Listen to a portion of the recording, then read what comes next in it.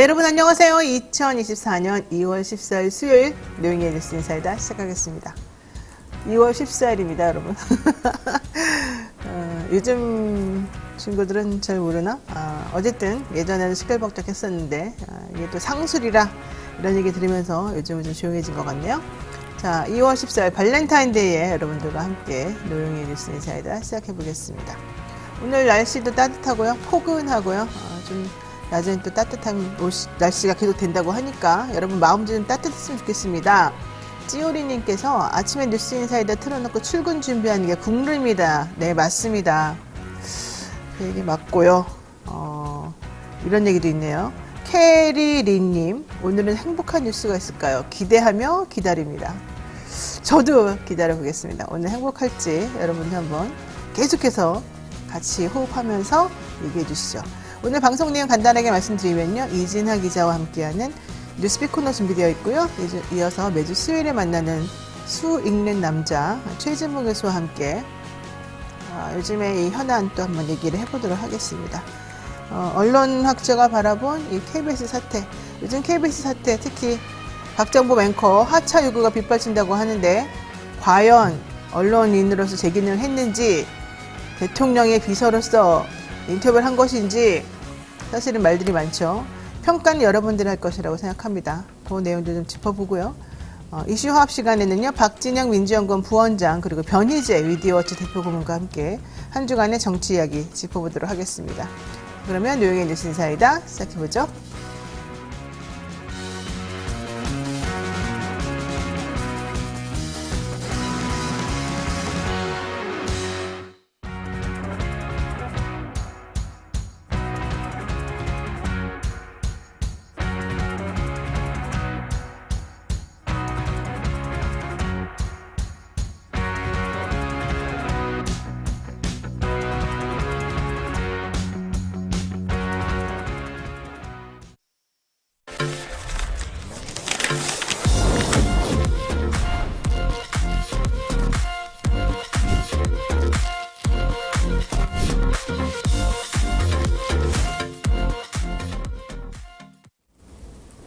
네, 바쁜 아침 이것만은 알아야 된다. 여러분들께 엄선해서 내용을 들려드리는 시간이죠. 듣기만 해도 이해가 쏙쏙 되는 뉴스팩 시간입니다. 오늘도 이진아 기자와 함께하겠습니다. 안녕하세요. 네, 안녕하세요. 네, 어제 이슈가 좀 많았습니다. 조국 전 장관 신당을 창당했습니다. 부산에서 특히 네. 문재인 전 대통령 만났다 이런 얘기도 하면서 검찰 독재 종식을 위해서 맨 앞에서 싸우겠다. 이 얘기를 또 부산에서 했습니다. 네, 무슨 내용이었나요? 네, 조국 전 장관의 고향이기도 하죠. 이제 부산 4.19 위령탑에서 묵념 후에 조국 전 장관은 창당 선언문을 낭독했습니다. 주요 내용을 살펴보면 4월 10일 무도하고 무능한 윤석열 정권 심판뿐 아니라 복합 위기에 직면한 대한민국을 다시 일으켜 세우는 계기가 돼야 한다. 정부를 비판하는 언론을 통제하고 정적 제거와 정치 혐오만 부추기는 검찰, 독재 정치, 민생을 외면하는 무능한 정권을 심판해야 한다라고 말을 했습니다. 여기에 대해 이제 기자들이 조 전 장관에게 총선 목표가 윤석열 대통령의 탄핵이냐라고 물어봤더니 국민이 3년 반 동안 더 보고 난 뒤에 교체하겠다고 하면 그 뜻을 따라야 하고 3년 반을 못 기다리겠다라고 생각하면 또 그 뜻 또 따라야 된다. 결국에 이제 국민의 뜻을 따라야 된다라는 이야기를 전했습니다. 네, 조기 종식 이런 말이 사실은 되게 키워드로 귀에 와닿았는데 결과론적으로는 대통령의 임기를 다 채우지 못하게 할 수 있다 이런 얘기를 지금 한 것 같습니다. 이제 문제는 조 전 장관이 나오는 것에 대해서 네. 민주당과 이 국민의힘의 이 온도차가 조금 있다는 거죠. 네. 현실적으로 조 전 장관이 나오게 되면 민주당 표를 조금 가져갈 가능성이 높기 때문에 민주당에서는 오히려 그러지 말고 그냥 비례 쪽으로 좀 집중해달라 뭐 이런 얘기도 하는 것 같은데 정확히 어떤 상황으로 지금 출마하겠다는 걸까요? 일단은 조 전 장관의 경우에는 이제 민주당에 대해서 민주당에서 어떤 결정을 할 것인가 신경 쓰면서 저의 행보를 결정하지 않을 생각이다. 이렇게 이야기했고요. 또 자신이 창당하는 신당에 대해서는 민주당보다 더 진보적이고 더 빨리 행동하고 더 강하게 싸우는 정당을 만들겠다 이런 포부를 밝혔습니다. 그리고 또 민주당이 주도하는 통합 비례 정당 참여 여부에 대해서는 지금 고민할 사안은 아니다라고 이제 답을 했고요. 또 윤석열 정권 심판을 위해서 조 전 장관은 전 지역구에 1대1 구도를 만들어야 된다면서 얘기했지만 아직 자신의 비례대표 뭐 또 지역구 출마 이거에 대해서는 마음대로 할 수 없는 문제라고 이야기를 했습니다. 지금 그 부산에서 선언을 했다는 것도 사실은 중요한 부분인 것 같습니다. 예전에 조국 전 장관이 장관 되기 전에 장관을 할 것이냐 국회의원에 나갈 것이냐 이런 고민이 조금 청와대에서도 있었었는데 그 당시에 나온 얘기가 조국 전 장관 부산에 나가야 된다 이런 얘기 많았거든요. 네. 이제 부산이 이제 고향이기 때문에 그런 말을 하는 것 같은데 이번에도 부산을 그런 그 고향, 뭐 메카 이런 쪽으로 생각하고 있는 것 같은데 결과적으로는 지역구 출마에 대해서도 아직까지는 뭐 가능성이 있다 이렇게 네. 좀 해석이 되는 부분이군요. 네, 가능성을 모두 열어놔야 될 것 같습니다. 네, 자 어쨌든 민주당 반응도 있었을 것 같습니다. 일단 거리를 두자는 쪽 아니면 환영한다 이런 쪽 양쪽이 있는 것 같죠? 네, 일단 박홍근 민주당 민주개혁 진보선거 연합 추진단장은 선을 그었습니다. 박 단장은 조 전 장관의 정치 참여나 독자적 창당은 국민의 승리에 도움이 되기는커녕 불필요한 논란과 갈등, 집요한 공격만 양상시킬 것이다 이렇게 이야기했고요. 또 신당이 만들어져서 저도 총선 승리를 위한 선거 연합 대상으로 고려하기는 어렵다는 점을 분명히 한다 이렇게 선을 그었습니다. 또 김두관 의원도 함께 뜻을 밝혔는데요. 좀 환영하기 어렵다. 그리고 중도층 확보에 도움이 안 된다 이렇게 이야기를 했습니다. 반대로 정청래 최고위원과 진성준 의원은 환영한다는 뜻을 보이면서 어쨌든 원칙적으로는 배제할 수 없어서 논의를 해야 된다라는 입장인데 또 이제 중도층의 이제 중간의 입장을 표명한 분은 이제 박지원 전 국정원장이었는데요. 신당이 함께하면 좋기는 하지만 지역구 공천까지를 하면 유권자에게 혼선을 주기 때문에 비례대표만 나와야 한다 이렇게 지적했습니다. 네, 이게 좀 애매한 것 같아요. 확실히 조국 전 장관이 민주당 표를 가져가긴 할 텐데 결국 중도 표를 또 뺏기는 부분들이 조금 있는 것 같고 이러다 보면은 지역구에 후보를 냈을 경우에는 민주당으로서는 좀 타격을 입을 수도 있다 이런 얘기인 거죠. 박홍근 민주당 민주개혁 진보선거연합 추진단장 대놓고 싫어하는데. 네.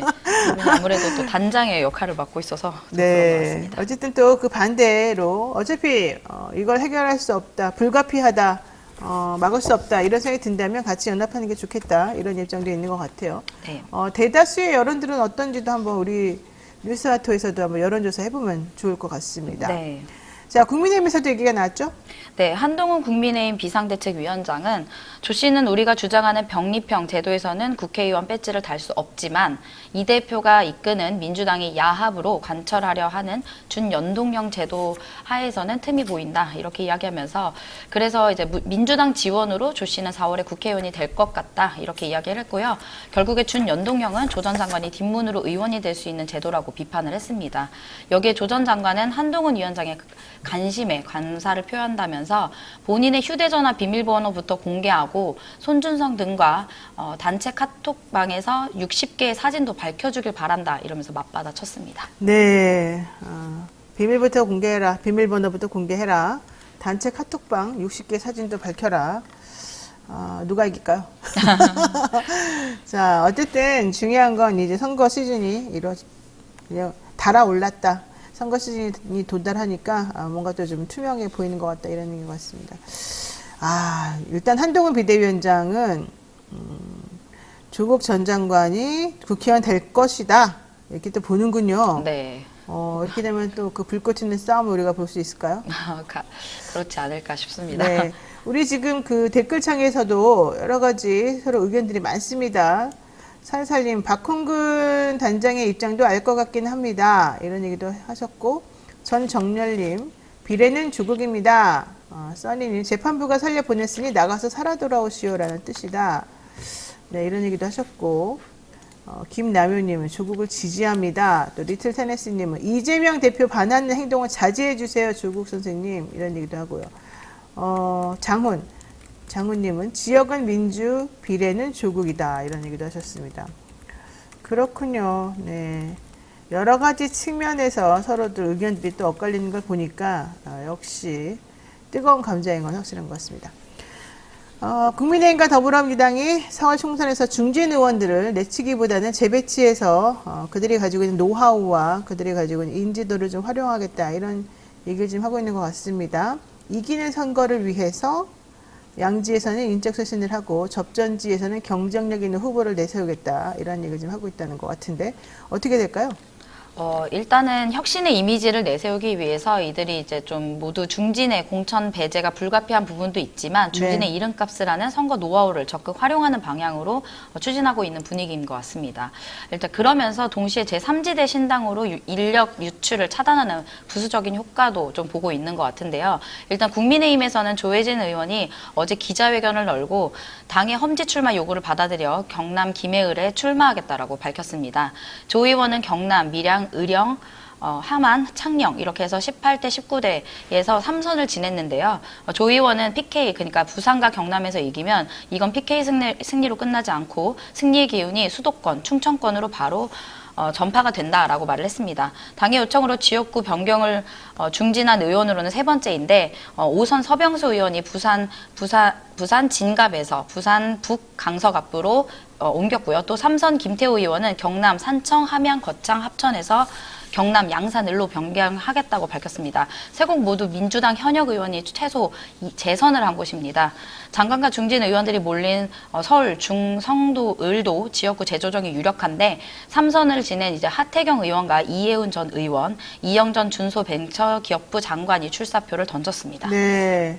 사실 이제 우리가 보기에는 뭐 경남에서 나가서 경남으로 가는 게 뭐가 험지냐 이런 얘기 할 수도 있습니다만 또 당사자들 입장에서는 본인들이 계속 당선됐던 곳을 버리고 민주당 의원들이 당선된 곳으로 가야 된다면 사실 싫을 수도 있겠습니다. 어쨌든 또 각자 선당 후사의 마음으로 이런 걸 받아들이는 것 같은데 민주당도 마찬가지인가요?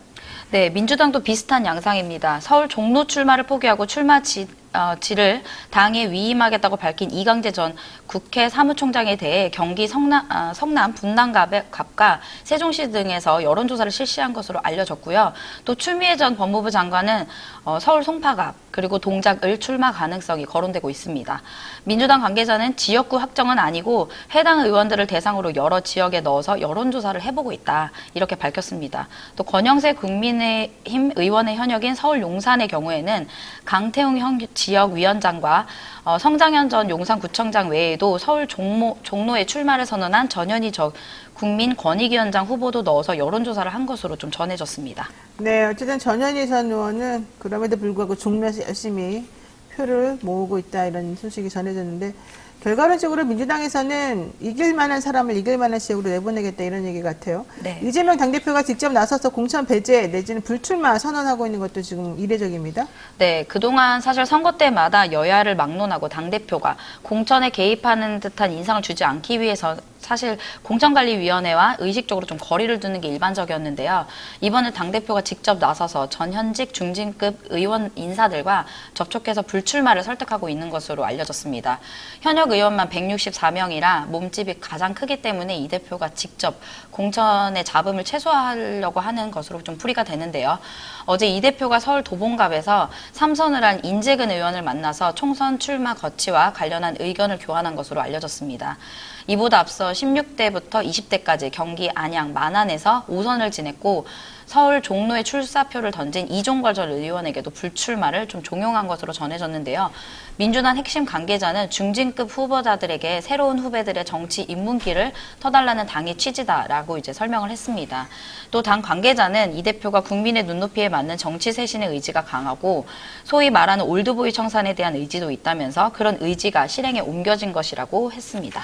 민주당은 분위기가 조금 쇄신적으로 많이 가닥을 잡았어요. 그래서 이재명 대표 같은 경우에도 본인하고 친한 사람이라고 해서 무조건 꽂는 게 아니라 이길 수 있는지 여론조사 결과를 조금 자료를 삼아서 하는 것 같습니다. 네.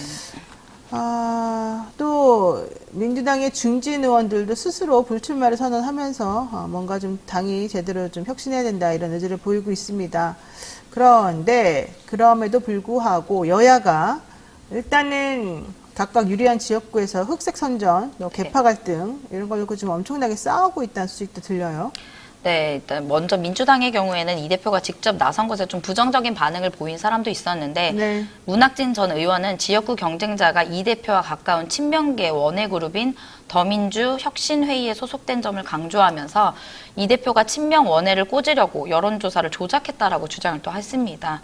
또 이제 민주당에서는 부평을이랑 상록갑에서 이제 친명과 친문으로 다툼을 벌이는 것으로 꼽혔는데 여기에서는 이제 민주당 지지자들도 좀 불편함을 좀 드러내기도 했고요. 여당인 국민의힘에서는 텃밭인 김천에서는 현역 의원인 송원석 의원과 대통령실 출신의 김호진 예비후보가 서로 탐색전을 보이는 동안 경북 구미을에서는 현역이자 초선인 김영식 의원에게 강명구 전 대통령 국정기획비서관 그리고 허성우 전 대통령 국민제안비서관 등 2명의 대통령실 비서관 출신이 도전장을 내밀었습니다. 치열한 당내 경정에 흑색 선전까지 난무하는데요. 예비 후보 지지자가 대통령 기념 시계를 돌렸다. 또 뭐 예비 후보가 주민들에게 음료수를 사줬다. 뭐 이런 주장도 난무하면서 예비 후보의 지지자가 이제 검찰에 고발되기까지 하는 그런 선거에 과열이 되는 양상입니다. 네, 그렇군요. 부평을 상록갑이 지금 대표적으로 친명과 친문이 싸우는 곳으로 지금 나오고 있는데 네. 너무 시끄러운 상황인 것 같습니다. 일단 여기까지 하죠. 이진아 기자 수고 많으셨습니다. 네, 감사합니다. 생방송 댓글 참여 계속해서 부탁드리고요. 저는 잠시 후 최진평 교수 모시고 돌아오겠습니다.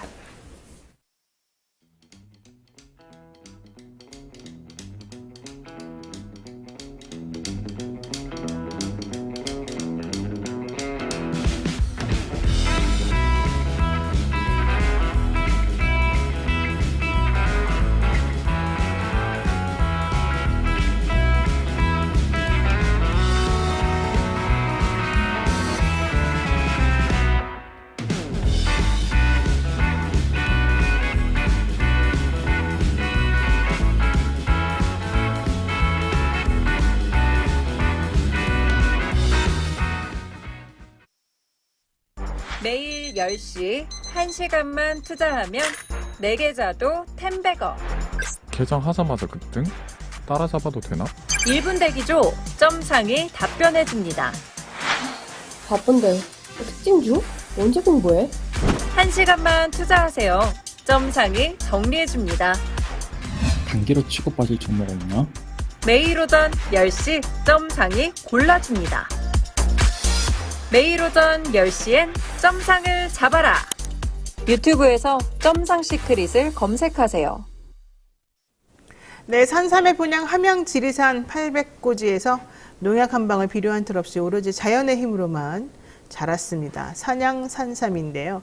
사포닌 함량이나 효과는 자연 산삼과 진배가 없다고 하고요. 7년간 뿌리, 잎, 열매 한 뿌리를 한 병에 담아서 압도적인 사포닌 함량을 자랑한다고 합니다. 컴파운드 K 강화 특허 추출 방식으로 흡수율을 높였으니까 여러분이 사랑하는 분들에게만 선물하십시오. 부모님, 남편, 아내, 자식, 친지 혹은 친구, 하늘을 열심히 살아온 나 자신 정말 우리가 선물해야 될 사람들이 많죠. 예, 오늘 발렌타인데이니까 한번 신경 써보시죠. 자, 지리산 천년의 기운을 선물한다. 산삼 순백 1+1 이벤트 하고 있고요. 산삼떡 3종 세트도 같이 준비되어 있습니다. 전화 문의는 1666-1080입니다. 그리고 네이버에서는요, 산삼 순백 검색하시면 언제든지 받아보실 수 있습니다. 일단은 여기까지 선전 광고는 하도록 하고요. 최진무 교수 보시죠. 하루도 조용할 날 없는 언론과 정치권 상황. 네, 대신 화내주는, 대신 열받아서 화가 많이 나 있는 사람처럼 행동해주는, 네, 우리 시사계 촌철살인 래퍼 랩진봉 최진무 교수 모셨습니다. 어서 오십시오. 안녕하십니까. 네, 여기 보니까 써니님이 노변 네. 다음으로 두 번째 좋아합니다. 최진봉 교수님. 역시. 저는 아주 기쁩니다. 어떻게 생각하십니까? 진심은 반대일 거예요. 왜요? 그렇게 생각해요, 그냥. 뭘 왜요라뇨. 어이없네. 그냥 스스로 그렇게 생각하기로 했습니다. 네, 근거도 없이요? 근거 없이. 알겠어요. 네. 아니, 그리고 네. 꼭 사랑하는 사람한테만 사랑하지 않은 사람한테 보내면 안 돼요, 이거 비싸요. 산산순매? 사랑하지 않는 사람에게 이 돈을 투자하고 싶을까요? 그것도 남편, 부인 이렇게 얘기해서 깜짝 놀랐습니다. 왜요? 사랑합니다, 저는. 또 그 집은 다르군요. 무슨 말씀이세요? 네, 뭐 좀 짜증나지만 이거 꼭 읽어드릴게요. 그랜드님이 예. 최진명 교수 최고입니다. 아이, 감사합니다. 네, 진심은 없습니다, 저에게. 뭔 소리예요? 그 질문 한번 해보겠습니다. 예. 7일 KBS를 통해서 대통령이 녹화 대담 다큐멘터리를 찍어서 미니 다큐를 보내줬죠. 네. 그리고 10일 채널A 단독 보도를 통해서 대통령실이 언론과의 접촉면을 늘리고 싶다. 그래서 언론사 간부 간담회를 추진한다. 뭐 이랬다는 겁니다.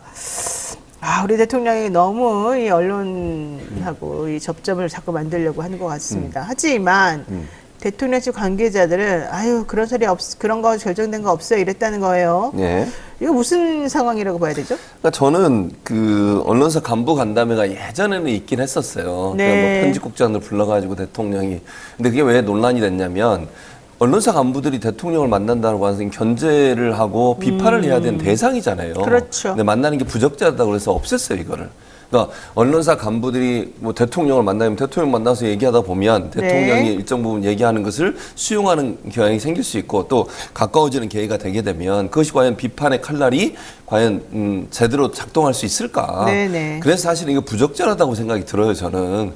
특히 늘 견제하고 비판해야 될 대상이에요. 언론은 권력기관에서 견제와 비판을 하는 것이 사명이기 때문에 그 사명을 잘 감당하기 위해서는 이런 불필요한 접촉을 하는 게 좋지 않다. 근데 지금 이걸 다시 물론 대통령실에서는 아니라고 지금 부인을 하고 있긴 하지만 이걸 네. 추진한다는 것 자체가 언론을 본인들에게 좀 유리하게 또는 대하기 편하게 만들기 위한 하나의 수단이 될 수 있지 않겠어요? 그리고 대통령과 언론사의 편집 간부들이 만나게 되면요. 이게 로비의 어떤 창구가 될 위험성도 있어요. 그렇죠. 그럴 가능성이 있잖아요. 또 언론사 입장에서는 자기들 민원 해결해달라고 요청할 수도 있고요.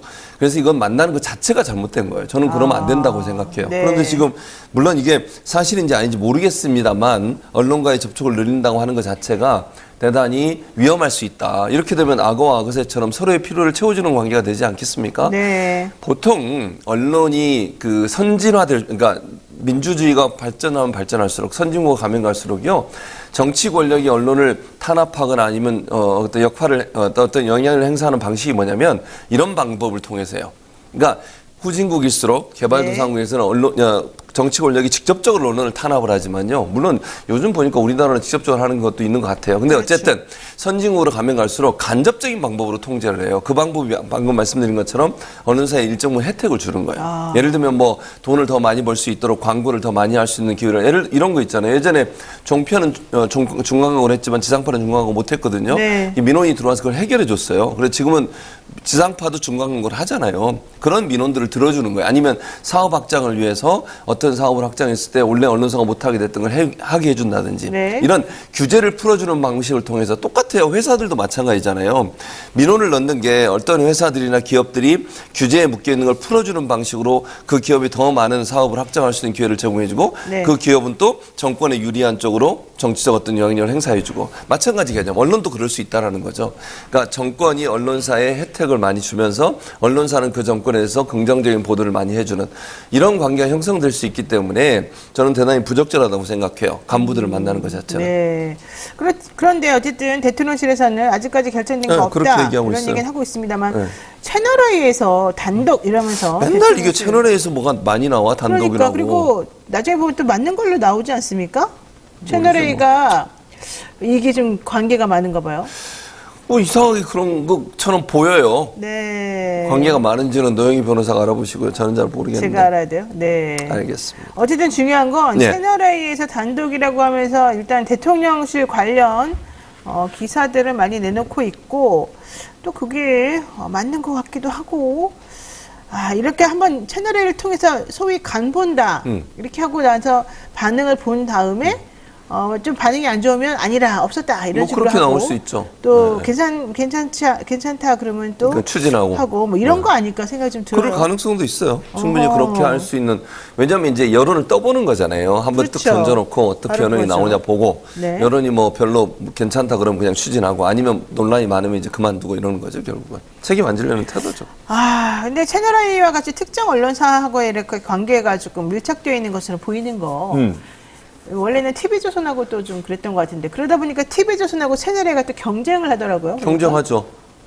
그러면은 이런 것들은 좀 부적절하지 않습니까? 당연히 부적절하죠. 예전에 기억나세요? 그 대통령실에 기내에선가 어디서 순방 갈 때 특정 언론사만 불러가지고 또 그 얘기 나누고 이런 적 있었잖아요. MBC, 저기 CBS 그다음 채널 A, 네, 채널 A도 포함되어 네, 있었어요. 맞습니다. 그렇게 하는 게 문제라는 거예요. 예를 들면 특정 언론사들을 예를 들면 대통령실에서 소위 편애하는 듯한 태도를 보이는 것 자체가 네네. 정보를 그쪽에만 흘러주는 거잖아요. 그렇죠. 그렇게 되면 그렇게 만나는 사람들은 더 밀착해서 만나게 되고 아까 말씀드린 것처럼 그럼 언론사의 민원 해결 창구가 돼버려요. 그러면 맞아요. 그러면 뭔가를 해주면 반대급부가 있어야 될 거 아니에요. 그냥 해주는 사람 누가 있어요? 뭘 줘야 되는군요. 당연하죠. 그러니까 예를 들면 주고받아야 되는군요. 그러니까 예를 들어서 언론사의 민원을 해결해주면 언론사는 그 정권에서 어떻게 하겠어요? 비판보다는 긍정적 기사를 많이 내주겠지. 그렇죠. 또는 아니면 옹호해주는 기사를 많이 내주겠죠. 그런 관계가 형성되지 않겠어요? 그럼 언론이 타락하게 되는 거잖아요. 그거는 결국은. 네, 맞습니다. 언론의 타락은 싫군요. 당연히 안 되죠. 그게 말이 됩니까 지금? 언론을 하지 마 그러면. 왜 하는 거야? 일단 화를 내지 마세요, 저에게. 알겠습니다. 캐릭터입니다. 네, 캐릭터예요. 근데 어쨌든 참 예. 잘 잡았다, 캐릭터를. 이게 본능과 좀 연결되는 것 같습니다. 어쨌든 중요한 건 이렇게 네. 언론과의 접촉, 지금도 사실은 언론을 너무 통제하고 있다는 얘기가 나오는데 KBS 이어서 채널A 또 내지는 89개 언론사 중에서 본인이 원하는 언론사만 쏙쏙 뽑아가지고 뭔가 네. 간담회 형식으로 또 뭔가 한다. 그건 문제가 이거 있어요. 상당히 문제가 있을 수 있다는 문제가 있죠. 얘기였습니다. 자, 또 설 연휴 내내 많은 이슈가 있었는데요. 그 중에 하나가 한동훈 비대위원장이었습니다. 한동훈 비대위원장은 정말 그 자리에서 물러나고 나면은 허탈감에 아마 몸부림칠 것 같아요. 왜냐면 너무너무 많은 뉴스들이 한동훈 비대위원장을 중심으로 쏟아지고 있지 않습니까? 그러고 있죠. 한동훈 비대위원장에 대해서 이수정 교수가 또 지난번에 그랬더라고요. 한동훈 비대위원장 정말 인기가 많더라. 아니 진짜로 많은 분들이 한동훈 비대위원장의 이런 여러 가지 아이돌과 같은 면모에 상당히 놀랬다. 이런 이래가 얘기를. 야매 죄송한데요. 그냥 이렇게 해서 아이돌이 성공할 수 있을까? 아이돌은 일단 외모가 돼야 되고 그러니까. 실력이 약간- 있어야 되지 않습니까? 약간 네. 좀 모르겠습니다. 본인은 안 껴줘서 신경질 난다는 듯이. 그렇지 않습니다. 예, 네. 그래서 어쨌든 중요한 거는 한동훈 예. 비대위원장에 대해서 논란과 이야기가 끊이지 않는다는 건데 예. 그 중에 하나가 바로 연탄 봉사 활동이었습니다. 얼굴에 이제 숯검댕이 묻힌 걸 보고 도대체 왜 얼굴에 껌댕이가 또 묻었냐, 이것도 쇼 아니냐 이런 얘기까지 나왔거든요. 예. 어떻게 보세요? 그러니까 이것도 사실은 나중에 이제 밝혀진 거잖아요. 나중에 사진 잠깐 보여주실 텐데 네. 거기 옆에서 일하는 분인가요? 연탄 관련된 묻혔대요. 그분이 연탄협회 회장. 묻힌 건 네. 맞잖아요. 네네. 그건 사실이에요. 그러니까 일부러 묻힌 건 분명해요. 그거 자체가 잘못된 말은 아니잖아요. 근데 그거 자체가 마치 처음에는 뭐라고 그랬습니까? 일부러 묻히지 않았다. 일하다가 묻힌 것처럼 얘기했어요. 그랬죠. 그럼 처음부터 이렇게 얘기를 했어야죠. 아니 한동훈 비대위원장이 직접 묻힌 건 아니지만 옆에 있는 분이 묻혀준 거 맞다. 그리고 밑에 사진 보면 본인 손으로 이렇게 대면서 묻는 경우도 있어요. 맞아요. 사진 두 번째 사진 보면 네. 아마 이제 본인이 연탄을 그 장갑 낀 손으로 만지다가 그걸로 간지러운지 뭔지 모르겠는데 이렇게 묻힌 부분이 있어요. 지금 사진 있잖아요 여기. 화면에 나옵니다. 네. 예. 저 사진. 네네네. 그럼 본인이 묻힌 거 맞잖아요. 아이고 얘기하면 되지. 예를 들어서 네. 아니 이런 거 가지고 뭐 저도 뭐 그렇게 생각해요. 뭐 연탄에 왜 얼굴만 묻히고 안 묻혔나 이거 가지고 뭐 정쟁하는 걸 그게 좋아 보이지는 않지만 사실대로 얘기는 해야 될 거 아니야. 근데 처음에는 뭐라고 했어요? 마치 일하다가 묻힌 것처럼 아무 얘기도 안 하고 있다가 그랬죠. 나중에 이 사진이 나오니까 이제 그때서 얘기한 거 아니에요. 저는 그것도 문제라고 생각해요. 만약에 민주당에서 민영배 의원이 그렇게 얘기했다고 하면 아니 우리가 묻힌 거 맞는데 뭐 그런 거 가지고 그러냐 이러면 또 넘어갈 수 있는 문제잖아요. 지난번 사직이냐 사직구장이냐고 비슷해. 근데 이때는 가만히 있다가 그럼 마치 일하다가 묻힌 것처럼 이렇게 생각이 들잖아요. 근데 누가 봐도 손자국이 명확히 이렇게 쓱 그은 거 보면 그렇지 않습니까? 그러니까 저는 이런 문제 가지고 또 민영배 의원을 막 공격을 하던데, 그러니까 이걸 가지고서 뭐 크게 문제될 사안은 저는 아니라고 봐요. 뭐 일하다가 묻을 수도 있고 안 묻을 수도 있고. 네. 그러나 중요한 건 뭐냐? 그럼 사실대로 얘기해라. 예를 들어서 본인이 묻힌 건 아니지만 또 본인이 일하다가 그냥 간지러워서 만졌는데 그게 묻혀졌다든지 아니면 누가 옆에서 묻혀줬다든지 이거 얘기하면 되잖아요. 근데 그 얘기 왜 안 하는 거예요? 그러면 처음에? 민영배 민주당 의원이 페이스북에 왜 옷은 멀쩡한데 얼굴에만 검댕이가 묻었을까? 누군가 양손으로 볼에 묻히고 콧등에도 한 점 찍은 듯 인공의 근데- 흔적까지 담았다. 근데 그게 이게 사실로 지금 밝혀진 거잖아요. 지금 이게 그러네요. 민영배 의원이 네. 말한 게 왜냐면 누군가가 묻힌 거 맞고 그건 사실이잖아. 그럼 그건 사실 맞다. 근데 네네. 이런 것 가지고까지 우리를 공격하냐 이랬으면 넘어갈 수 있는 문제잖아요. 근데 네. 처음부터 아예 그 자체가 없는 것처럼 얘기한 거 그건 저는 문제라고 생각해요. 그러니까 처음부터 그러면 옆에 있는 사람이 묻혀줬고 아니 장난삼아 했다. 그래서 묻게 된 거다. 이렇게 얘기하면 해명하면 되는 거잖아요. 네. 어쨌든 이런 일을 여러 번 해본 분들에 따르면 옷보다 얼굴에 먼저 연탄 검댕이 묻는 경우는 흔치 않다고 한다. 이렇게 했더니 결국 나중에는 이게 일하다 묻었다기보다는 장난치다 그렇게 된 거다. 이런 얘기 했습니다.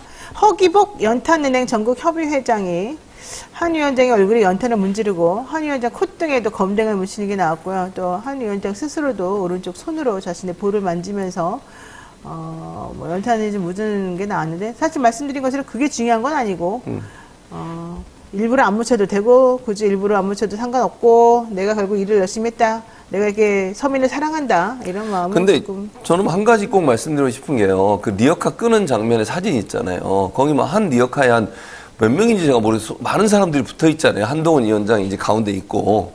근데 그렇게 많은 사람이 그 리어카를 미래할 만큼 그렇게 힘이 부족하실까? 좀 잘 연탄 끄는 힘이? 모르겠어요. 그러니까 네. 그것도 뭐 한두 명이 뒤에서 밀어주고 혼자 끌었으면 괜찮지만 뭐 한 40명 제가 정확히 숫자를 안 적었으니까. 4, 50명이요? 예. 그건 또 틀릴 수 있으니까 괜히 또 그걸 찝어서 얘기하지 마. 4, 50명을. 몇 명인지 몰라요, 그래서. 근데 아무튼 많은 사람이었어. 그 사진 보면. 알겠어요. 그걸 그렇게 또 밀면서 사진을 찍고 그건 홍보성이 강하잖아요. 누가 봐도 그건 홍보성으로 했다고 볼 수 없어요. 그 사진은. 아니, 원래 그 때마다 연탄 봉사하는 장면은 항상 홍보입니다. 아, 그렇죠. 모든 게 다 퍼포먼스라고 사실은 생각하는 게 맞죠. 솔직히 말해서 그분들이 뭐 평상시에 연탄 떼는 분들하고 관심이 별로 있었겠어요. 없었겠죠. 그건 누구나 여야를 막론하고 저는 맞아요. 마찬가지라고 보는데 어쨌든 중요한 건 왜 맨날 연탄 가지고 이럴까요, 사람들이? 아니, 왜냐면 그게 이제 국민들의 감성을 자극할 수 있는 중요한 요소죠. 왜냐면 어렵고 힘든 사람들을 도와주는 상징적인 부분이 예를 들면 뭐 음식 아니면 연탄 이런 거잖아요. 쌀 아니면 뭐 집 고쳐주는 거 이런 것들이 상징으로 돼 있잖아요. 연탄 같은 경우는 특히 이제 더더욱 예전부터 그 연탄이 없어서 정말 추위에 떠는 분들 이런 모습들이 많이 연상이 되기 때문에 사람들한테는 어려운 사람을 도와주는 상징적 매체가 되는 거죠, 그게. 그래서 이제 연탄을 주로 활용하는 것 같아요. 네, 어쨌든 이런 여야 논쟁 자체가 매우 소모적이다. 여기는 다 모두 동의하실 것 같고. 그럼요. 중요한 거는 이런 연탄 봉사하는 게 사실은 매번 가난을 파는 코스프레 같다. 그러니까. 이런 얘기가 나옵니다. 지금 이 연탄이 배달된 백사마을 주민들, 여기 오는 정치인들이 여든 야든 전부 다 투표 때문에 오는 거 아니겠습니까? 그렇죠. 가난을 파는 것처럼 보입니다.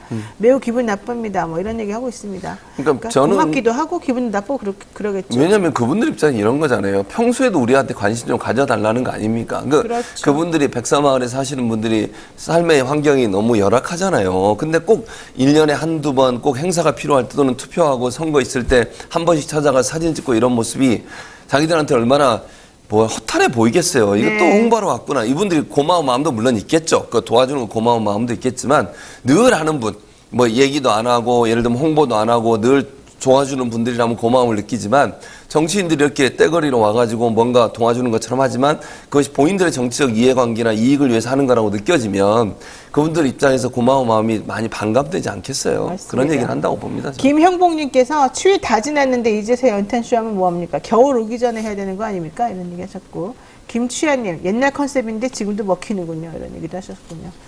연탄 구멍 몇 개죠? 몰라요. 자, 요 얘기도 해보겠습니다. 지난 7일 방송통신위원회가 유진그룹의 특수목적회사 유진 ENT가 신청한 YTN 최대액 출자자 변경 신청을 물론 조건부로 승인했습니다.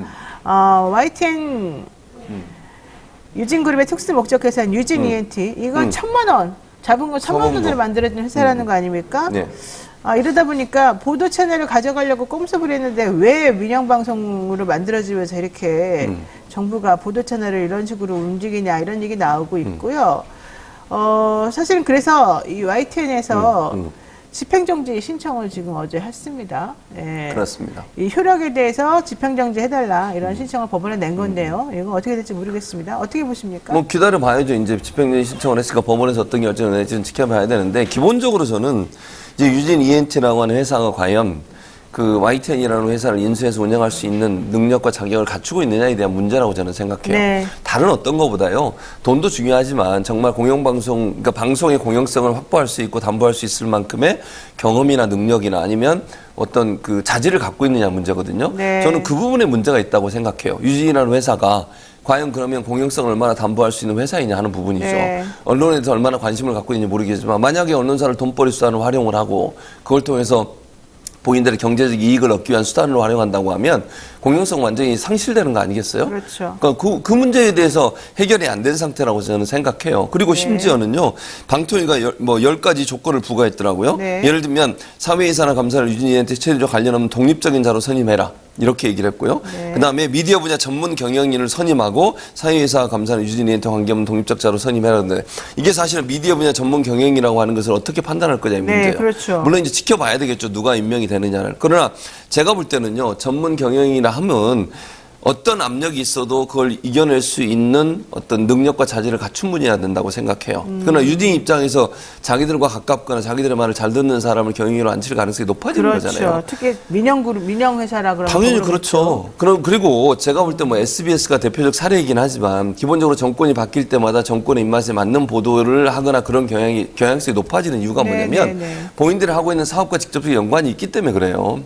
그래서 사실은 상업방송이 공영성을 확보하기가 대단히 어려운 거예요. 근데 지금 이렇게 상업방송으로 넘어가게 되는 거잖아요. 결국 공영방송에서. 그렇게 되면 사주가 갖고 있는 기본적인 어떤 이해관계 이런 부분들을 완전히 탈피해서 경영을 할 수 있을 거냐. 그게 어려워진다는 거죠. 네.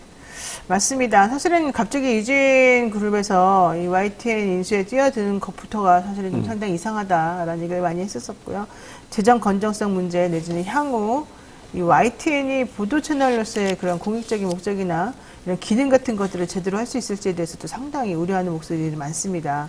근데 이러다 보니까 검증도 되지 않은 이런 회사에다가 이런 보도 채널을 그냥 낼름 갖다가 넘겨버리는 거 과연 이게 타당한 일이냐. 이거 KBS 같은 걸 보더라도 문제가 있는데 이렇게 사적 기업에 그냥 갖다가 바치는 거는 옳지 않다. 이게 왜 돈 때문에 갑자기 이런 일이 벌어지는 건지 모르겠다. 이런 얘기 나오거든요.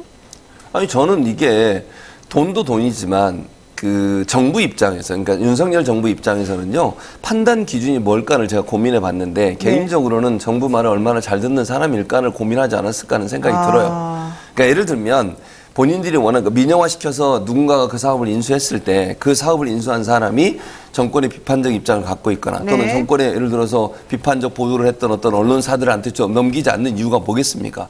결국 기업하는 사람들 입장에서는요.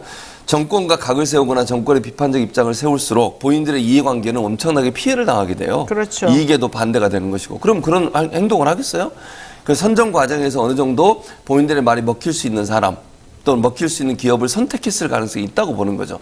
왜냐하면 방통위가 지금 2명이서 운영을 하고 있잖아요. 네. 그 사람 2명 다 대통령이 임명한 사람들이에요. 진짜 그 문제 빨리 해결해야 됩니다. 그러니까 그 2명이 운영하는 방통위에서 이런 결과를 냈다고 하면 과연 그 사람들이 어떤 기준으로 봤을까 고민을 안 할 수가 없고 두 번째는 이게 심사위원회라는 게 있어요. 방통위가 전원회의, 방통위원들이 최종으로 결정을 하지만 그 전에 심사위원회 심사를 했거든요. 근데 문제는 뭘 문제를 제기하냐면 거기서 의결을 안 했어요. 그러니까 이 어떤 업체 유진이라는 회사가 적합하다고 하는 무슨 의결을 한 게 아니고 의견만 제시했어요. 회의에서 나온 의견만 제시했지 최종적으로 전체 회의를 통해서 의결을 하지 않고 넘긴 거예요. 네. 그거를 방통위의 의원 그 대통령 임명한 2명이 있는 그 위원회에서 그냥 결정해버린 거예요. 그걸 지금 문제 삼고 있는 거예요. 또 YTN 노조는. 왜 그 심사위원회가 의견을 마치지 않은 상태에서 의견서만 제출했는데 그렇죠. 그것만 가지고 하느냐. 그걸 또 문제 삼고 있는 상황이에요. 지금. 그러니까 절차적으로도 문제다. 그렇게 주장하고 있죠. 실질적으로도 이 민간 기업이 공영방송을 인수하는 것 자체가 사실은 큰 언론의 위기일 수가 있는데 절차적으로도 문제가 많구나. 그렇게 지금 이런 얘기를 주장을 하고 있는 있죠. 거죠. 그리고 지금 뭐 그룹들이 특히 이제 건설사들이 언론사들을 많이 소유하고 지방 언론사들은 네. 예를 들면 근데 그 지방 언론사들이나 아니면 언론사를 소유하고 있다가 이걸 매매 차익만 내고 매각을 해요 또. 예를 들면 호반건설이라는 호반 그룹이 있잖아요. 네네. 그 전자신문을 2년 만에 매각을 했거든요. 맞아요. 그러고 난 다음에 서울신문 또 인수했죠. 인수했죠. 근데 네. 그때 또 매각 차익을 얻는 거야. 그러니까 언론사를 가지고 있다가 넘기면서 또 돈을 벌고 이런 방식은 그러면 언론사가 한마디로 어떤 기업처럼 운영이 되는 거예요. 근데 언론사의 속성상 언론사는 이익을 남기기 위해서 하는 게 아니잖아요. 그럼요, 예. 그건 공영성이라고 하는 중요한 가치를 실현하기 위한 수단인 건데 그렇죠. 그것이 하나의 돈벌이 수단이 되는 순간 공영성은 완전히 사라질 수밖에 없어요. 상업성만 남아있는 거잖아요. 네, 맞습니다. 아유, 정말 큰일 났습니다. 이런 식이라면 공영방송 위기라는 말이 그냥 괜히 있는 말이 아닌 것 같은데 해외도 이런 식으로 합니까? 해외에서는 대체적으로 이제 유럽 같은 데는 공영방송이 많고요. 이제 미국은 사실은 공영방송은 상업방송이 훨씬 많아요. 그래서 폐해가 심하다고 저는 생각하거든요. 아, 네. 미국이 우리가 뭐 일반적으로 사람들이요. 미국이 민주주의 사회에 뭐 가장 앞서간다니까 언론이 엄청나게 공정할 거라고 생각하는 전혀 그렇지 않습니다. 그렇군요. 그럼 왜 그러냐면 거의 90% 이상이 다 상업방송들이에요. 네. 유일하게 있는 이제 공영방송이 TV 채널 하나 그리고 라디오 채널 하나인데 PBS하고 NPR이라고 하는 회사인데 그 회사들이 규모가 적을 뿐만 아니라 사실은 영향력이 적어요. 그러다 보니까 상업적 언론사들, 그 언론사들은 정치 권력과 결탁해서 본인들의 이해관계를 달성하기 위해서 언론을 이용하는 경우들이 많아요. 대표적인 사례가 폭스뉴스 같은 경우죠. 그렇죠. 루퍼드 머독이라고 하는 사람이 사주인데 이 사람은 전 세계 엄청난 언론사들을 갖고 있어요. 머독 그룹이죠. 네, 머독이죠. 근데 그 사람이 결국 이제 공화당, 소위 이제 보수 정권과 손을 잡고서 대놓고 막 지지를 해주거든요. 그리고 나서 여러 가지 사업 확장을 위한 어떤 그 혜택들을 받게 되는 거죠. 아까 제가 네, 말씀드린 것처럼. 네. 그래서 상업 방송이 많아지면 많아질수록요 공영성은 떨어질 수밖에 없어요. 그걸 막기 위해서 만들어진 제도가 공영방송 제도인데 우리나라는 그래도 공영방송이 어느 정도 자리를 잡고 있었잖아요. 예를 들면 연합이나 YTN이나 MBC나 KBS가 공영방송 체제했는데 방통위가 완전히 망가지면서 윤석열 정부 들어서 그 공영방송들이 정권 친화적인 방송이 돼버렸고 네. 정권에 대한 비판의 입장을 내지 못하는 상황까지 가게 됐죠. 결국 어느 정권이 이게 윤석열 정부 이후에 공영방송을 정권의 하수인처럼 생각했던 그 잘못된 행동이 지금의 언론 환경을 만든 게 아닌가 하는 생각이 듭니다. 독일은 특정 세력의 공영방송 지배를 어렵게 만드는 그런 시스템을 만들어냈다라고 얘기를 하고 있죠. 그렇죠. 방송 평의회와 행정 평의회로 분리된 이원제를 통해서 권력 집중을 배제하고 있다고 하고 스페인에서도 공영방송사가 사장 선출 방식을 바꿔가지고 공영방송사 사장의 탈정치화가 이루어졌다는 이런 평가를 받고 있습니다. 그러니까 독일 같은 경우에는요, 그 방송 이사회가 한 70명 돼요. 많네요. 네, 네, 이사들이. 네. 근데 각 직능단체의 추천을 받아서 예를 들면 종교단체, 뭐 카톨릭, 뭐 기독교, 불교, 그 다음에 노동단체 예. 이런 사람들이 와서 모여가지고 그래서 사장 선임의 방식을 정하기 때문에 네. 편파적일 수가 없게 되는 거죠. 아하. 근데 우리는 정치권에서 임명을 그러니까 추천을 하잖아요. 임명은 네, 정치권에서 네. 하는 게 아니지만 그 명확하게 KBS는 7대4 구조, MBC는 6대3 구조니까 여야 구조가 그렇게 돼 있는 상태이기 때문에 정치권의 입김으로부터 자유할 수 없는 상황이 되는 거죠. 그러니까 우리도 이렇게 바꾸자고 했는데 그 방송법을 통과를 못 시키고 있잖아요. 지금 그렇죠. 방송법 통과했는데 거부권 행사해가지고 그게 지금 다시 무력화돼 버렸어요. 윤석열 맞아요. 대통령이. 맞아요. 예. 그런 것들이 진짜 문제인 것 같습니다. 자, 마지막으로 이 이슈 하나만 보고 정리하겠습니다. 지난 1일 조선비즈에서는요, 정부가 포털뉴스 서비스의 공정성과 투명성을 높이기 위해서 이 뉴스 제휴평가위원회라고 하는 법정 기구를 만들기로 했다가 이걸 잠시 보류했다라는 보도를 했습니다. 그러니까 방통위가 아닙니다 이런 얘기했는데 이 뉴스 제휴평가위원회라는 게 왜 자꾸 문제가 되고 이게 네. 무슨 의미가 있습니까? 무슨 의미냐면요. 포털 사이트에서 운영하는 그 뉴스제휴 평가에는 그러니까 사적으로 운영을 하는 건데 어떤 인터넷 채널들이 많이 생기잖아요. 인터넷 뉴스나 이런 언론사들이.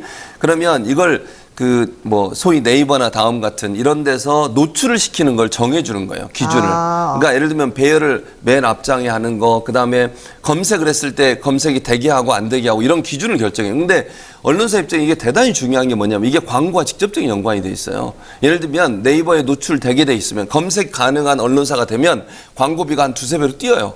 안 될 때보다. 네. 그러니까 언론사 입장에서 살을 걸고 이걸 하려고 하잖아요. 그렇죠. 그러니까 뉴스제휴평가위원회는 그 언론사가 제대로 보도를 하는지 또는 뭐 언론사 등록만 해놓고 보도도 안 하고 있는지 이걸 다 평가를 해가지고 그걸 승인을 해주고 안 해주고 결정하는 기구예요. 근데 문제는 뭐냐면 뉴스제휴평가위원회 위원들을 누가 추천하는 줄 아세요? 누가 해요? 각 단체들이에요. 인터넷 기자협회, 인터넷 신문협회, 방송협회, 신문협회. 네. 이게 다 이해관계자들이에요. 그러니까 자기들이 평가의 대상인 사람들이야. 그러네. 한마디로 얘기하면. 네. 방송협회는 방송국들이 들어가 있는 협회죠. 신문협회는 신문사들이 들어가 있는 협회죠. 인터넷 신문협회는 인터넷 신문사들이 들어가 있는 협회잖아요. 네. 거기서 추천을 해요. 그럼 거기서 추천돼서 들어간 위원들은 누구 입장을 대변하요? 그들의 입장을 대변하지 않겠어요? 그럼 어떻게 공정하게 심사가 이루어지겠어요? 그렇죠. 그러니까 저는 이게 포털에서 운영하는 뉴스제휴평가위원회도 문제라고 생각해요. 그러니까 추천 단위 자체가 고양이에게 생선을 맡긴 꼴이야. 근데 더 문제는 이걸 정부가 하겠대. 그럼 이거 정말 큰 문제네요. 욕할 뻔했어요. 아니, 그러니까 네. 이렇게 되면 정부가 만약에 법정기구가 해버리면요. 정부가 위원들을 선임하게 되는 거잖아요. 네. 물론 물론 뭐 정부가 선임할지 아니면 국회에 추천할지 모르겠어요. 아직은. 그러나 법정기구가 되는 순간 정권의 입김이 강하게 들어가게 돼요. 그렇죠. 그럼 정권의 비판적인 언론사들은 퇴출시켜버리는 거야. 아예. 검색이 안 되게. 그렇죠. 그러니까 이런 일이 벌어지는데 왜 이걸 법정기구 하려고 하는지 모르겠어요. 자율 심의가 이루어지게 해야 되고 자율 심의가 이루어지는 뉴스의 평가위원회에 대해서는 저는 손질이 필요하다고 생각해요. 근데 지금 이게 잠정적으로 운영을 안 하고 있거든요. 왜 논란이 워낙 많으니까 제가 말씀드린 이거는 것처럼. 큰일 날 것 같은데. 그렇죠. 근데 정부가 법정기구화해서 한다고 하면 정부의 입김이 강하게 들어갈 가능성이 있어. 이건 절대로 하면 안 된다. 민간에서 하게 하되 그 민간이 자율성을 확보할 수 있는 방안들을 강구해야지 왜 정부가 나서가지고 뉴스의 평가위원회를 자기들이 운영하겠다는 거예요, 대체. 이거는 있어서는 안 될 일이라고 저는 생각해요. 그렇군요. 김영희님께서 도대체가 이 정부는 안 건드리는 게 없네요. 나중에 감당이 될까요? 이런 얘기를 하셨는데 좀 걱정스러운 부분이 사실은 많습니다. 네. 해도 문제고 안 해도 그 문제고 이 입법화에 대한 정확한 얘기는 나오지 않았지만 어쨌든 네이버랑 카카오 너무너무 지금 영향력이 큰데 이런 것까지 하게 되면 사실은 어떻게 일이 벌어질지 걱정이 앞섭니다. 그러니까 결국은 포털 사이트마저도 본인들이 컨트롤하겠다는 거예요. 그러니까요. 근데 이것 때문에 뉴스의 평가위원회 이거 법정 기구한다고 그래가지고 포털들이 알아서 지금 하고 있잖아요. 벌써, 네, 그렇죠. 그렇게 하고 있어요. 왜냐하면 그렇게 될까 봐 걱정돼가지고. 그러니까 결국은 두고 보겠다, 지켜보겠다 이런 얘기만 하고 있거든요, 지금. 지금 그 얘기하면서 계속해서 또 보는 거죠. 그렇죠. 압박을 가하는 거예요. 그러니까 포털 입장에서 생각을 해보세요. 자기들은 사업자예요. 물론 뉴스 서비스는 하나의 영역일 뿐이지 뉴스 서비스를 강화해서 뭘 하겠다는 거예요. 플랫폼 사업에서 본인들의 사업 확장을 하겠다는 거잖아요, 지금. 네, 맞습니다. 근데 그게 줄어들면, 즉 뉴스 서비스가 퇴출되거나 나가게 되면요. 포털 사업자들이 상당히 어려움을 겪게 돼요. 많은 사람들이 포털을 이용하는 이유 중에 하나가 뉴스 서비스 때문에 그래요. 요즘 뭐 유튜브 가서 보지 누가 포털에 가서 뭘 정보를 검색하는 사람이 많지 않잖아요. 그럼 뉴스 서비스가 남아있기 때문에 네. 사람들이 그래도 포털 사이트 들어와서 알겠습니다. 검색을 하는 거거든요. 알겠습니다. 네, 지금까지 최준봉 성공회대 교수와 함께 얘기 나눠봤습니다. 고맙습니다. 감사합니다. 네, 여러분 잠시 기다리시면 또 이슈 화합으로 여러분하고 이야기 나누겠습니다.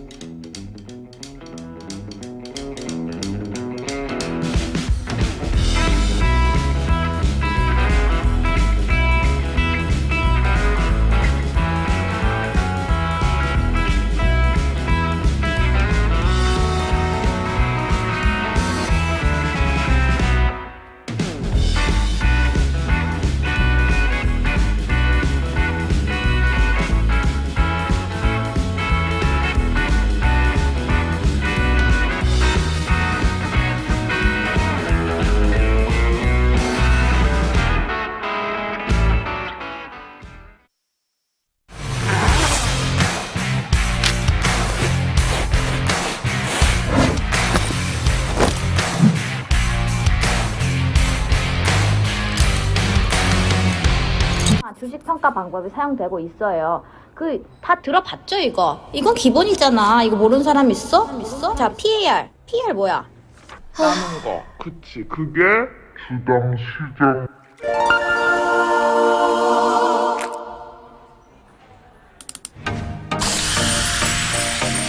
걱정 마세요.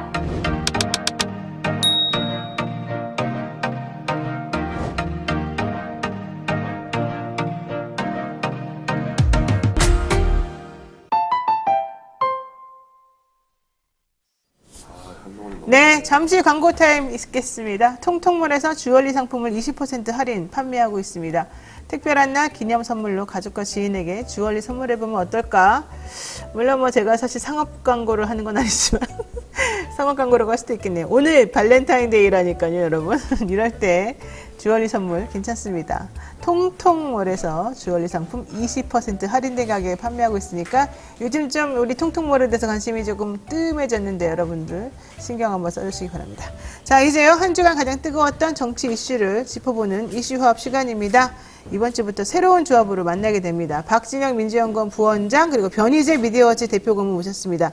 두 분 어서 오십시오. 네, 안녕하세요, 우리 박진영입니다. 변 고문님 나오시기 전부터 왜 빨리 안 내보내느냐, 왜 이러냐, 노영이 막 이런 비난이 막 댓글에 잔뜩 올라왔는데요. 어떻게 된 겁니까, 변희재 대표님? 저 참 오랜만에 여기 나왔죠. 맞아요. 예, 이제 총선이 다가오기 때문에. 네, 이제. 오늘 한번 또 쫙 조회수 올려주시는 건가요? 대답 안 하시네요. 자, 두 분 친하시죠? 네. 네. 요즘 보면은 사실은 우리 변고문은 원래는 좀 보수 성향이라고 우리가 알고 있었었는데 사실 요즘은 지금도 보수성입니다. 근데 좀 중도적인 성향이다 이런 또 얘기도 근데 이제 나와서. 워낙 촛불 이 인사들과 한 1년 반 활동하다 보니까 네. 제가 좀 몰랐던 것도 배우고 내가 확신 가졌던 것도 좀 검토해보고 그러면서 좀 옮겨진 건 맞는데 정체성은 분명히 보수인데 좀 확장이 됐다고 봐야 되겠죠. 확장이 됐다. 네, 알겠습니다. 전 진보가 아니에요, 알고 보면. 그 뭐예요? 그 급진 리버럴이지. 아, 급진 리버럴? 예. 자, 전형적인 자유주의자죠. 그렇군요. 예. 네. 예를 들자면 뭐 저출산 정책 이런 거 저는 큰 관심 없잖아요.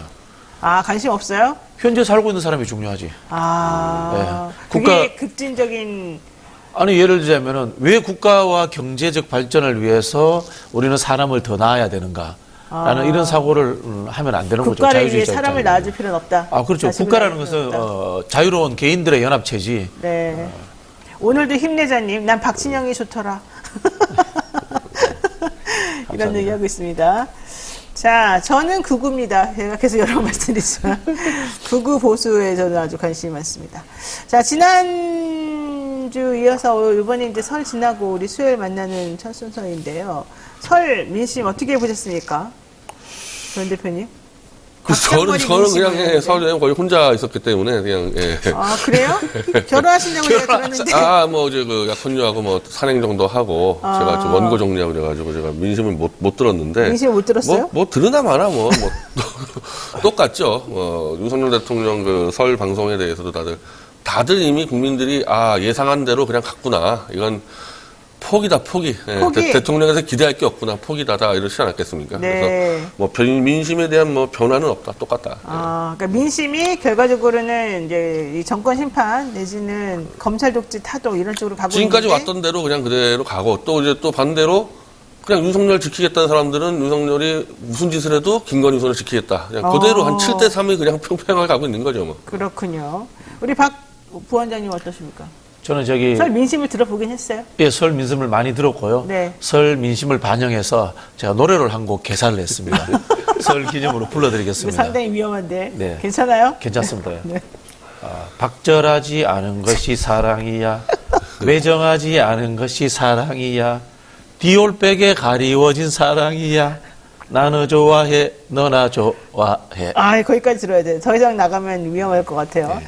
어쨌든 저도 백을 받고 싶다. 어떻습니까? 노래 괜찮지 않습니까? 네, 근데 좀 위험합니다.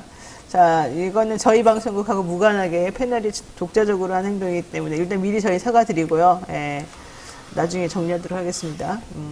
윤 대통령 설 전에 대단 방영까지 하면서 이 말씀하신 이 디올백 내지는 디올 파우치에 대해서 뭔가 좀 국면 전환에 꾀인 것으로 보입니다만은 결국 이게 성공했다고 보시나요?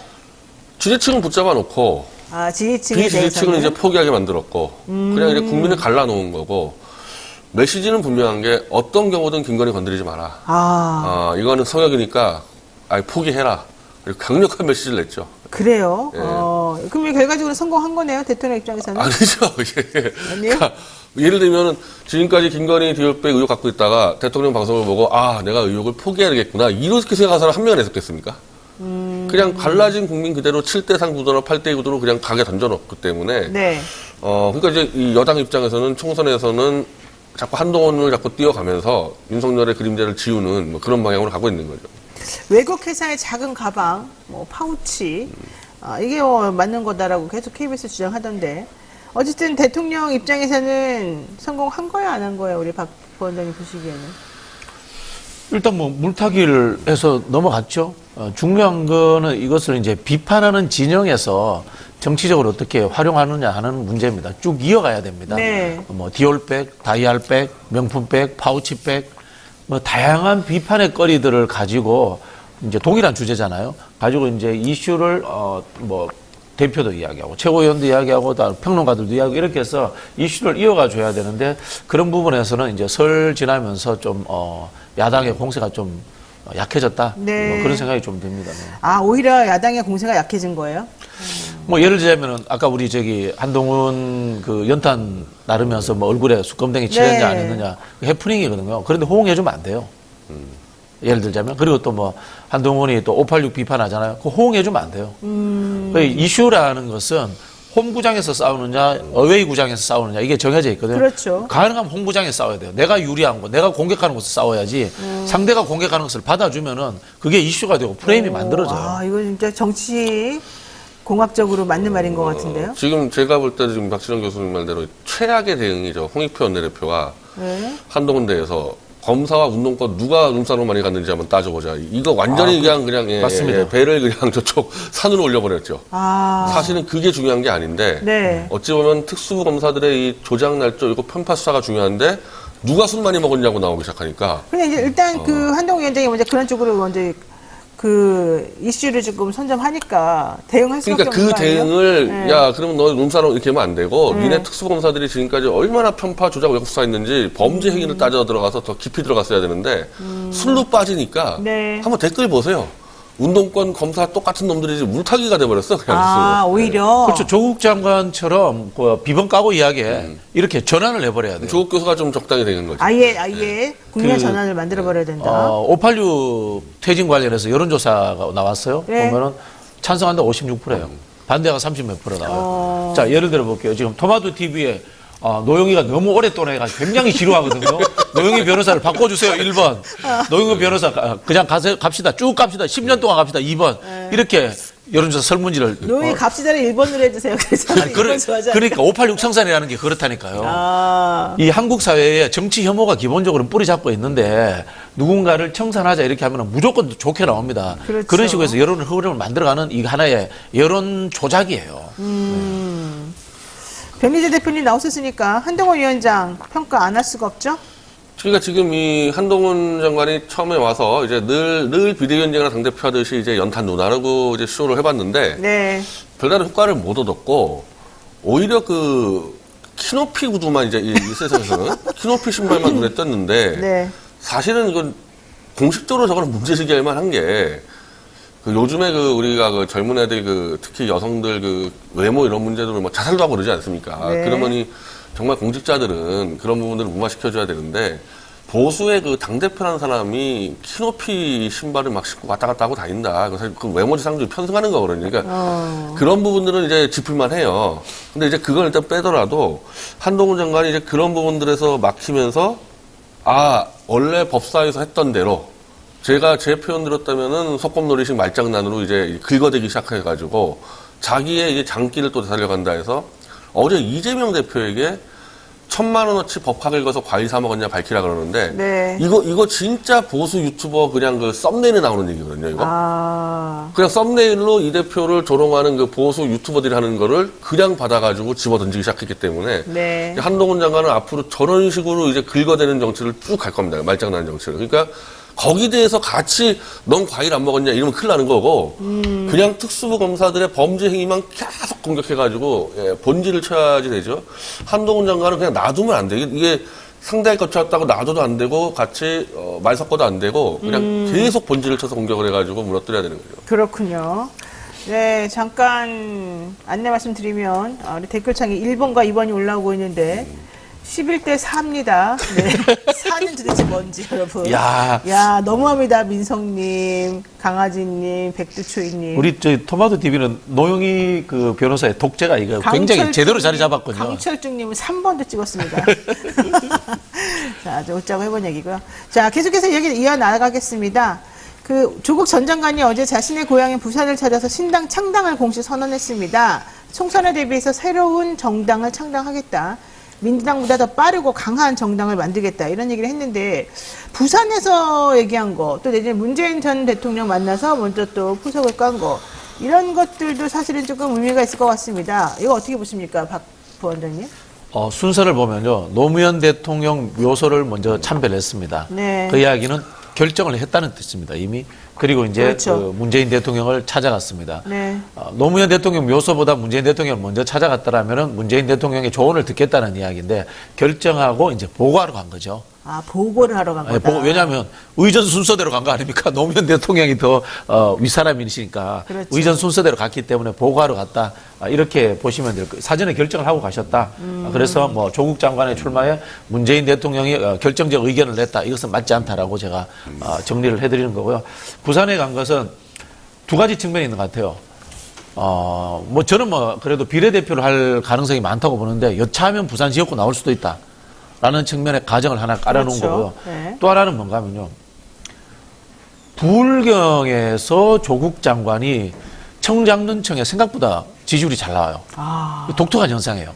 그 청장년청이 진보가 아니라 좀 중도적이고 또 중도 보수 이런 사람들한테도 잘 나와요. 이유를 저도 잘 모르겠어요. 제가 깊이 분석은 못 해봤는데 데이터를 보니까 그런 부분들이 있기 때문에 부산 경남의 역동성에 대해서도 한번 본인이 기대해 본다라는 그런 취지도 포함되어 있는 것 같아요. 보고를 하러 간 것이고 어차피 나올 수밖에 없는 구조였다. 사실 그렇게 보이기도 합니다. 이번에 그 선거 결과도 그렇고. 근데 그 민주당과의 관계가 좀 애매하죠? 애매하죠. 그러니까 네. 예를 들면 소영길 대표는 이미 탈당한 상태이기 때문에 자기 신당을 만든다고 해서 민주당과 좀 협의는 하는데 조국 장관은 아예 입당이 안 입당한 돼. 적이 없죠. 그러면은 만약에 이 정도 노선이면은 민주당이 입당을 해서 지금 부산 경남에 어차피 민주당이 인재가 부족하잖아요. 그 출마하는 것도 나쁘지 않을 텐데 왜 신당을 만드는지 부분에서 왜 민주당이 안 들어갔냐 이런 의문이 나오는 거고 어떻게 또 신당 창당하자마자 또 왜 박홍건 그 비례신당 추진단장은 네. 원천적으로는 당신 안 하겠다. 그 조율을 아예 안 한 건가? 약간 좀 의아한 부분들이 있어요. 그러니까 민주당에서 조금 계륵처럼 조국 전 장관을 대하는 것 때문이 아닙니까? 그러면은 이제 이 정당의 이제 정체성이 뭐냐는 거죠. 이 정당의 정체성이. 그러니까 조국 신당의 정체성? 그럼 민주당을 극복해서 뛰어넘겠다는 건지, 네. 민주당과 경쟁하겠다는지, 합치겠다는 건지, 그럼 결정을 빨리 해야지. 총선이 지금 60밖에 안 남았는데, 그러니까요. 어떤 정체성인지. 그러니까 지금 변 대표 말하는 것처럼 조국 신당을 걱정하는 사람들의 입장에서는 결과적으로 조국 장관이 그렇게 하는 건 이해는 가지만 이거는 민주당의 표를 갉아먹는 거다. 중도 확장이라기보다는 오히려 민주당 것만 뺏어간다. 이런 얘기하는 사람들이 많거든요. 아니요, 그렇지는 않습니다. 그렇지 않아요? 저는 오히려 반대로 말씀드리고 싶은데요. 이 지금 조국 신당이라고 하는 것은 철학적, 가치적 신당으로서는 사실 별 의미가 없습니다. 그러나 전략적 신당으로서의 틈새 정당으로서는 의미가 있다. 그래요? 이렇게 말씀을 드리는 게. 틈새 정당? 예, 말씀드리자면 이제 우리 변 대표 이야기하는 것의 연장선상인데, 네. 자, 민주당을 넘어서겠다. 그러면 이게 가치 정당이 되는 거고 철학 정당이 되는 겁니다. 근데 지금 그런 이야기를 조국 장관은 안 해요. 네. 안 하고 그냥 비례 정당을 만들어 가지고 비례 의석수를 가져가겠다라고 이렇게 이야기하고 이거는 뭐냐 틈새를 노리겠다는 거거든요. 근데 여기에서 무슨 차이가 있냐면은 조국 장관 지지하시는 분들이 민주당 지지 안 하시는 분들이 제법 있어요. 아, 그래요? 네네.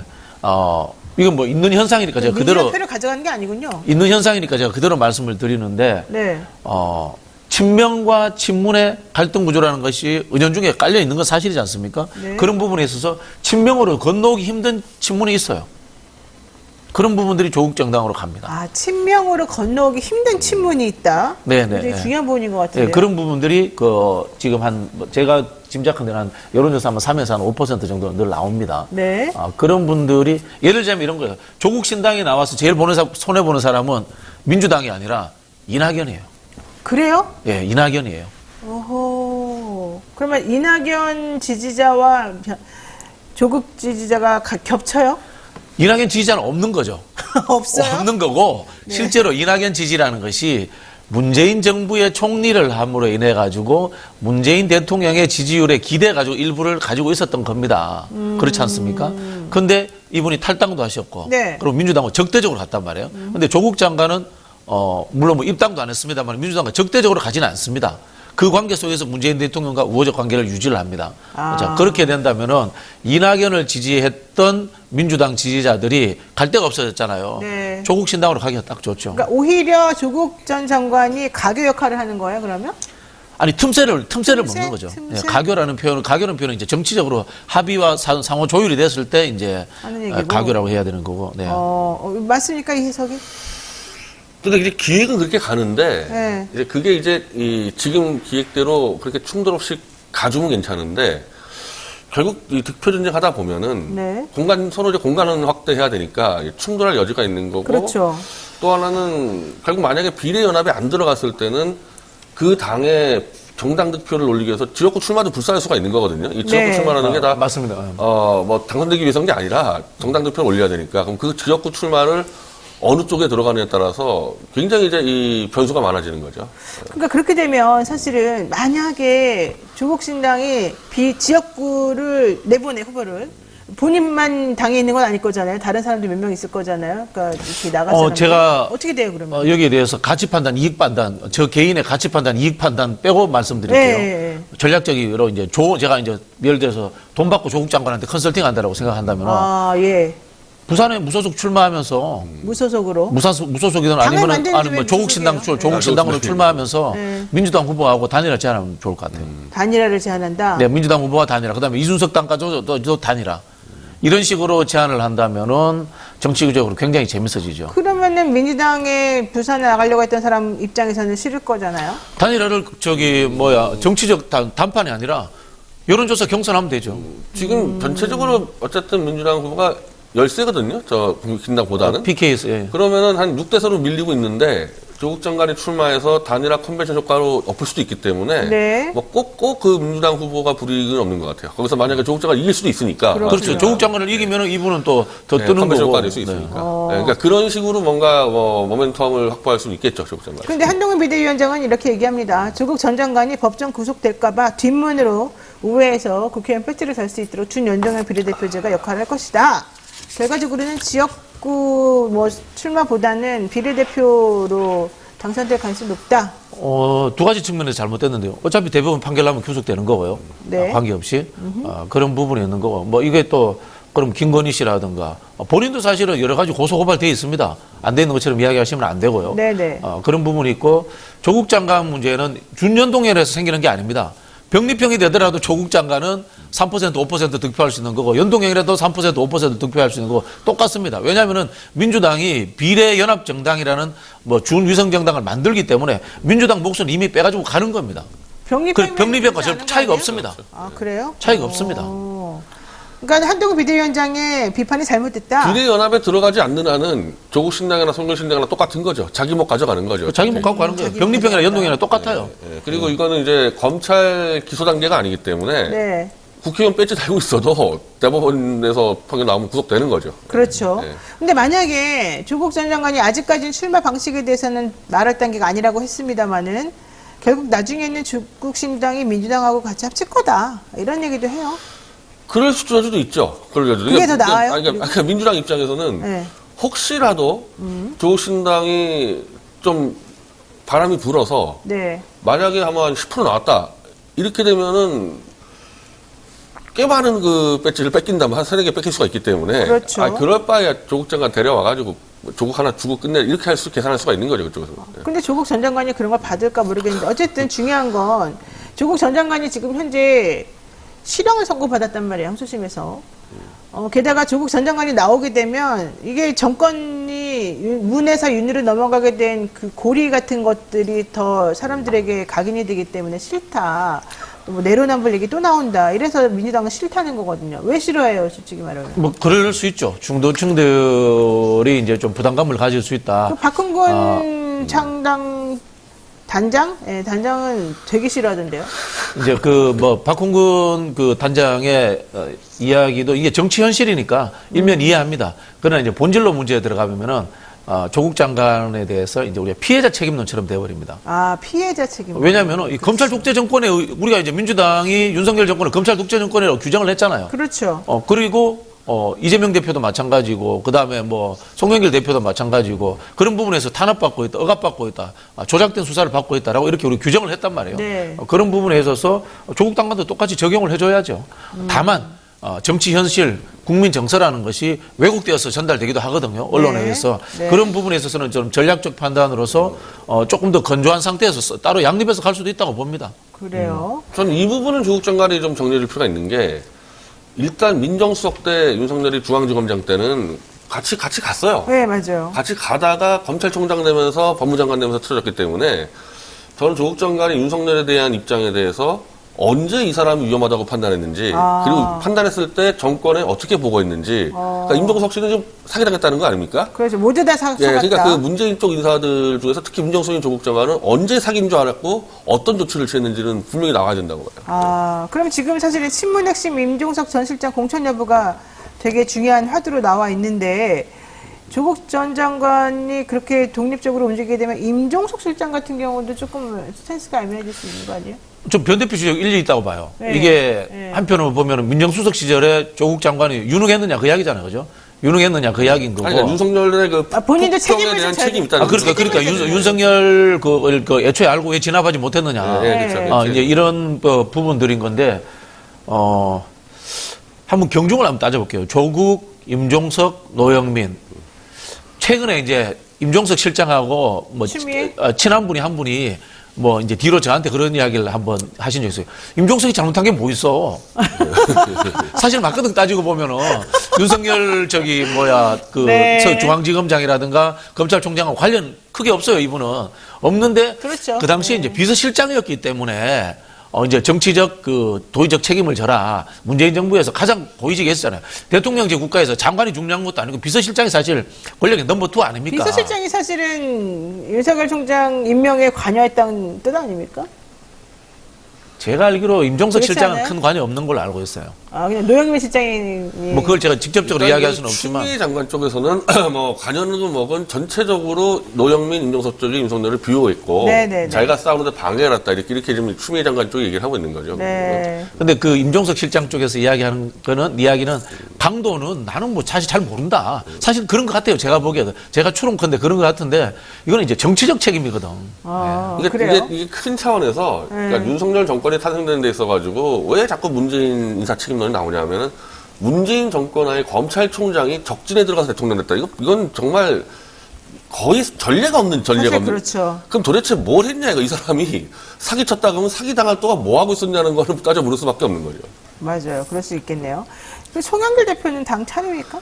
차례 선언해가지고 지금 3월 1일에 중앙당 창당 목표로 지금 가고 있죠. 송영길 전 대표가 당을 만들어버리게 되면 조국신당과 민주당과의 관계는 어떻게 되는 거예요? 지금 비슷해요. 비슷해요? 조국신당과 좀 비슷한데 다만 소영길 대표는 창당하는 과정에서 당 지도부와 계속 소통을 하고 있는 거긴 하지만은 민주당에서 또 소영길 신당을 불편하는 것도 비슷하고 아마 박홍근 단장이 또 내일이라도 소영길 안 돼 얘기할 수도 있는 거고 좀 비슷한 상황이에요. 네. 지금 송영길 신당은 민주당 비례연합당에 참여하는 게 맞을 것 같아요. 맞을 것 같다라는 게 이제 양쪽에 이런 측면이 있어요. 왜 민주당의 그 수박들도 많고 해서 제대로 못 싸우라는 불만. 이걸 사실은 이제 송영길 신당이 이제 캐치해서 가지고 가고 있는 거거든요. 네. 근데 또 한편으로 여론의 흐름을 보면요. 송영길 신당을 지지하는 분들은 민주당 지지자들과 거의 일치해요. 거의 일치한데 그쪽에서 이제 센 분들이에요.